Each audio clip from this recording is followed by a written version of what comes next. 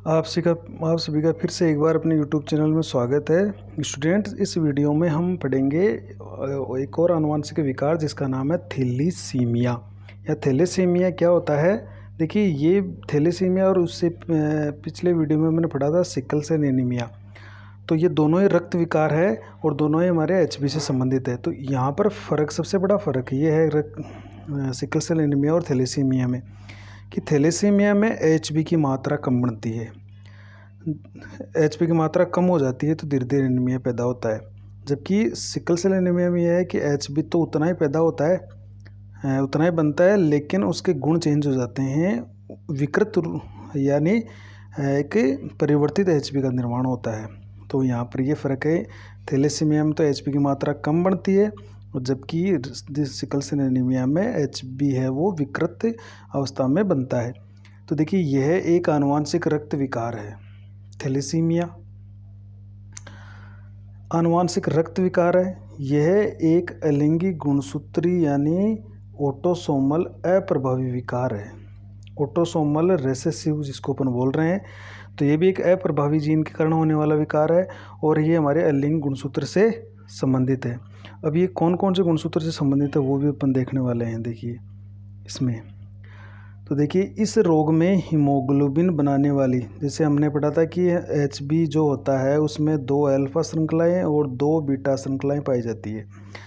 तो हीमोग्लोबिन बनाने वाली अल्फा प्रोटीन श्रृंखलाएँ और बीटा प्रोटीन श्रृंखलाएँ प्रभावित होती है, दोनों ही प्रभावित होती है। इस रोग में अल्फा अथवा बीटा प्रोटीन श्रृंखलाओं का संश्लेषण कम हो जाता है। ये सबसे इम्पोर्टेंट बात है कि इसमें एच बी बनाने वाले जो अल्फा और बीटा श्रृंखलाएँ हैं उनका संश्लेषण ही कम हो जाता है। तो जिससे क्या होता है, एच बी भी कम बनता है, जिसके कारण एच बी निर्माण के लिए अल्फा व बीटा प्रोटीन श्रृंखलाओं का संतुलन या अनुपात बिगड़ जाता है और विकृत हीमोग्लोबिन का संश्लेषण होने लगता है तथा रक्ताल्पता या एनीमिया हो जाती है। अब इसमें देखिए क्या है, थैलेसीमिया का प्रमुख कारण वही उत्परिवर्तन है, म्यूटेशन है। सामान्य जीन में मुख्यतः विलोपन, ये याद रखना है, विलोपन डिलीशन का मतलब है यहाँ पर जो सामान्य जीन होती है उसका कोई टुकड़ा टूटकर हट जाता है तो उसे विलोपन कहते हैं। तो फिर आगे की जो कोडोन है वो चेंज हो जाते हैं, फ्रेम शिफ्टिंग उत्परिवर्तन हो जाता है।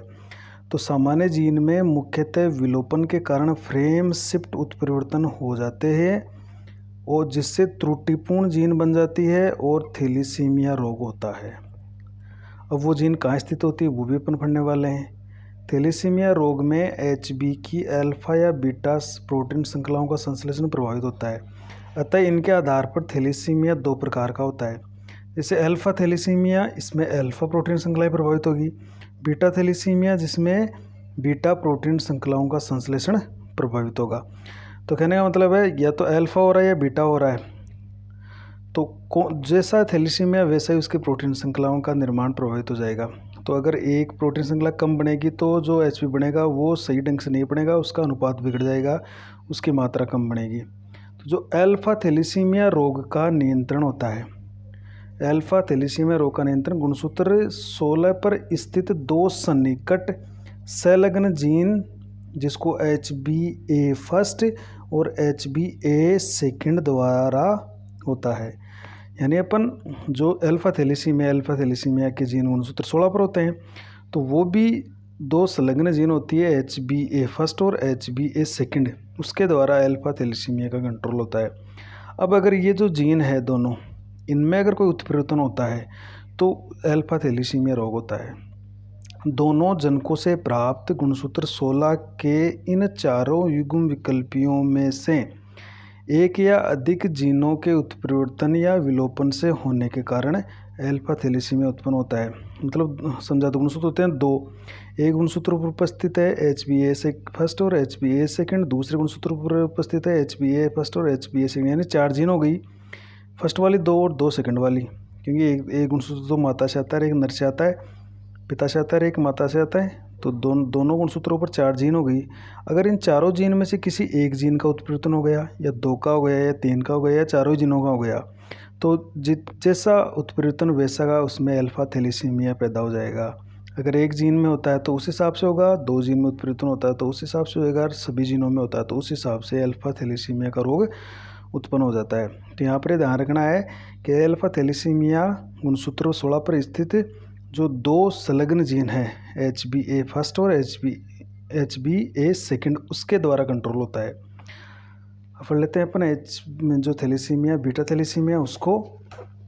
देखिए बीटा जो थैलेसीमिया होता है उसका कंट्रोल प्रत्येक जनक का जो गुणसूत्र है उसका 11 नंबर उस पर स्थित केवल अकेले जीन के कारण होता है, इसके कोई 2 जीन नहीं है। तो बीटा थैलेसीमिया का नियंत्रण प्रत्येक जनक के गुणसूत्र 11 पर स्थित एकल जीन द्वारा होता है। जैसे 2 गुणसूत्र हो गए तो एक पर उपस्थित है इसकी अल्फा बीटा की जीन और दूसरी पर है माताशय उस पर बीटा जीन, तो दोनों में से किसी एक का उत्परिवर्तन हो जाता है तो एकल जीन है ये। तो एकल जीन में उत्परिवर्तन के कारण बीटा थैलेसीमिया होता है और वो भी गुणसूत्र 11 वाली। इस जीन में उत्परिवर्तन यानी और उत्परिवर्तन का ध्यान रखना, कौन सा उत्परिवर्तन होता है? विलोपन के कारण त्रुटिपूर्ण जीन बनती है और बीटा प्रोटीन श्रृंखला का संश्लेषण कम हो जाता है और बीटा थैलेसीमिया रोग हो जाता है। तो बीटा जब प्रोटीन श्रृंखला कम बनेगी तो बीटा थैलेसीमिया हो जाएगा और अल्फा श्रृंखला प्रभावित होगी तो अल्फा थैलेसीमिया हो जाएगा।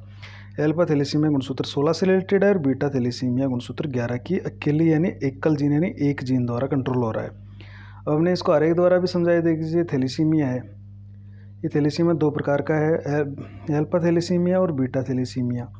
अल्फा थैलेसीमिया को देख लेते हैं पहले, इधर दोनों को साथ साथ ले लेते हैं। अल्फा थैलेसीमिया में अल्फा प्रोटीन यानी ग्लोबिन श्रृंखला का संश्लेषण कम हो जाता है और बीटा में क्या होता है? बीटा प्रोटीन ग्लोबिन श्रृंखला का संश्लेषण कम हो जाता है, या तो बीटा प्रोटीन श्रृंखला बोल देते हैं अपन या बीटा ग्लोबिन श्रृंखला का संश्लेषण कम हो जाता है।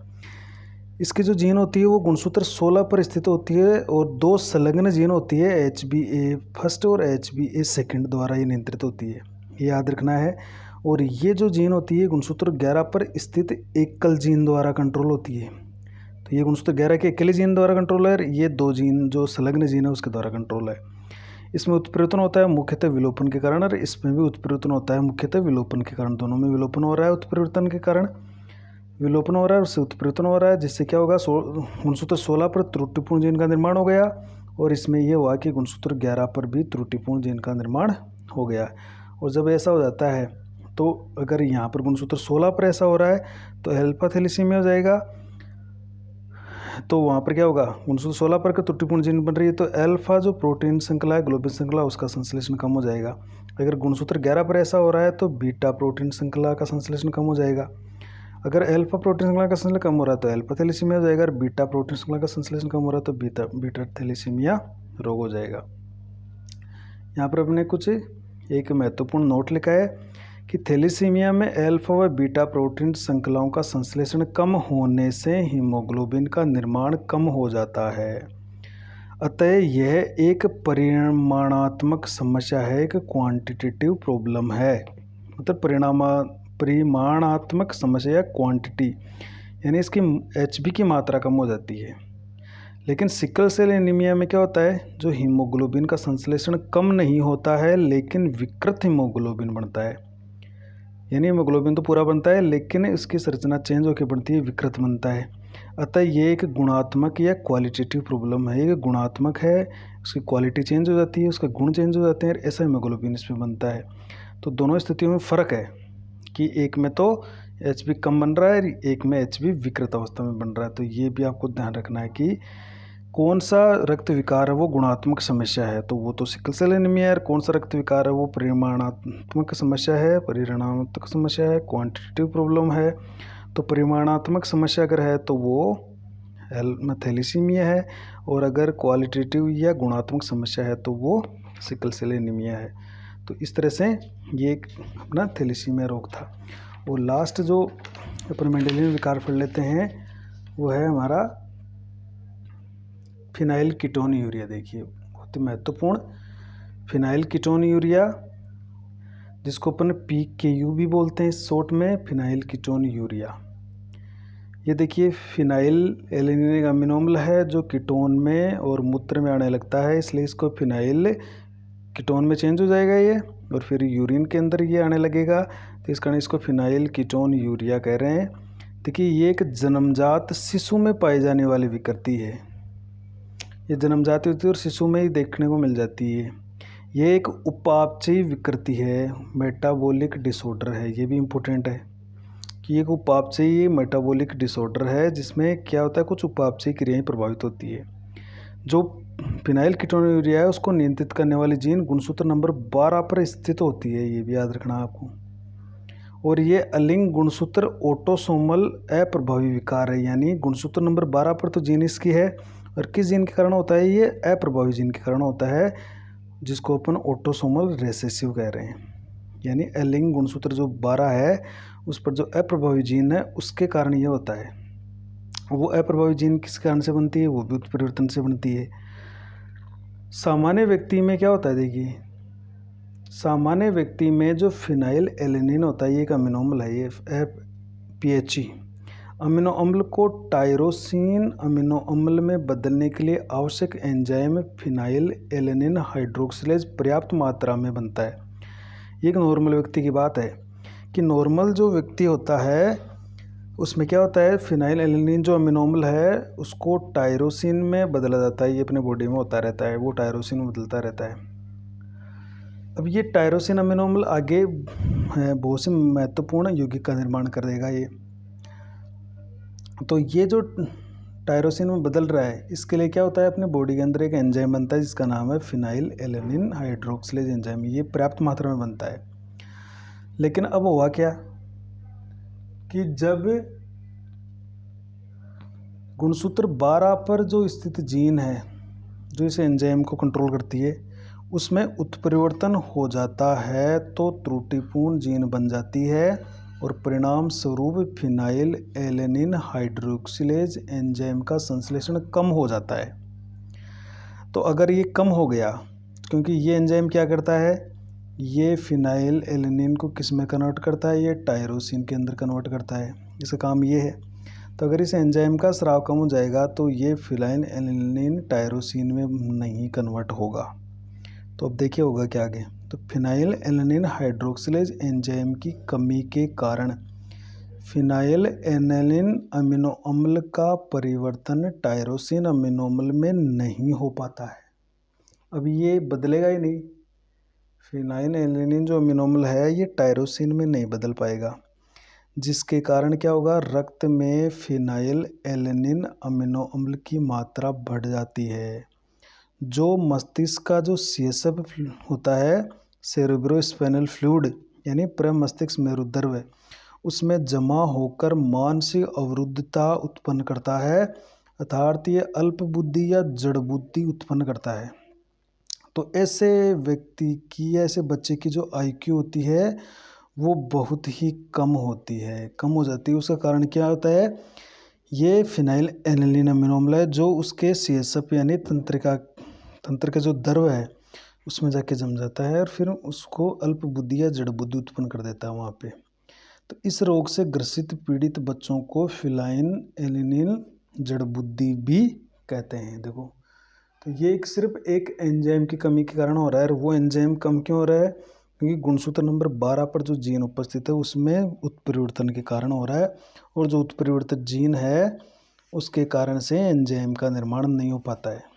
अब रक्त में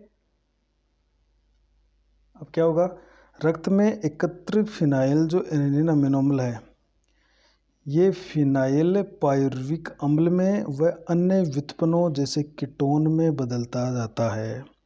फिर रक्त में ये बहुत ज़्यादा जब बढ़ जाता है तो ये दूसरे रूपों में चेंज होता रहता है, जैसे पायरुविक अम्ल या पायरुवेट में बदल गया, फिर ये कीटोन में बदल गया, और फिर ये मूत्र के साथ उत्सर्जित होने लगता है।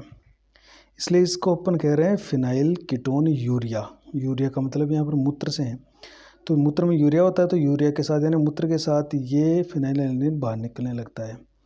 तो ये कि चूँकि बच्चों में देखने को मिलती है, नवजात शिशु में पाई जाती है, उपापचयी विकृति है, और गुणसूत्र नंबर 12 पर जीन अप्रभावी जीन के कारण ये होता है। तो यहाँ पर देखिए क्वेश्चन बन सकता है कि मानसिक दुर्बलता किस आनुवंशिक रोग का लक्षण है।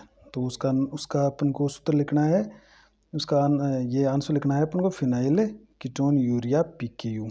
तो ये और किस गुणसूत्र के कारण हो रहा है, ये किस क्रोमोसोम के कारण हो रहा है, तो क्रोमोसोम 12 के कारण, एलिंग गुणसूत्र के कारण, उस पर जो जीन होती है उसमें उत्परिवर्तन के कारण ऐसा होता है। तो ये था फिनाइल कीटोन यूरिया। जो केवल एक गुणसूत्र नंबर 12 पर जो जीन है उसमें उत्परिवर्तन के कारण उत्पन्न हो रहा है। और ये देखते हैं बच्चों में ज़्यादा, और ये IQ कम कर देता है क्योंकि मस्तिष्क में जाकर जमने लगता है और फिनाइलकीटोन्यूरिया नामक आनुवंशिक रोग उत्पन्न करता है। तो आप इसको लिख लीजिए। तो इसका आप स्क्रीनशॉट लेकर एक बार फिर से बता देता हूँ। ये है आपका फिनाइलकीटोन्यूरिया। फिर इसको नेक्स्ट इस तरह से लिख लो।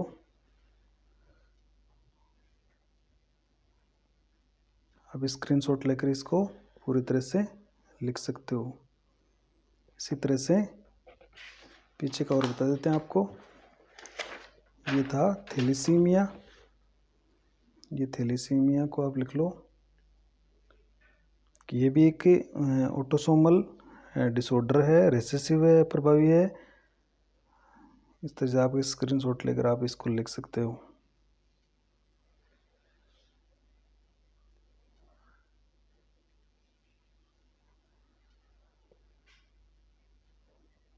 इसको बहुत ही इजी भाषा में और सामान्य भाषा में, सरल भाषा में आपको समझाया गया है।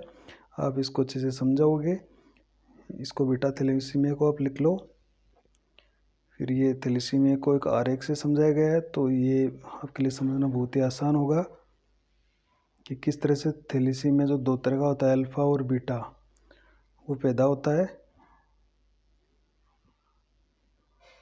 और ये लास्ट में एक नोट जो बहुत ही स्पेशल है कि थैलेसीमिया एक परिमाणात्मक समस्या है और सिकल सेल एनीमिया एक गुणात्मक समस्या है।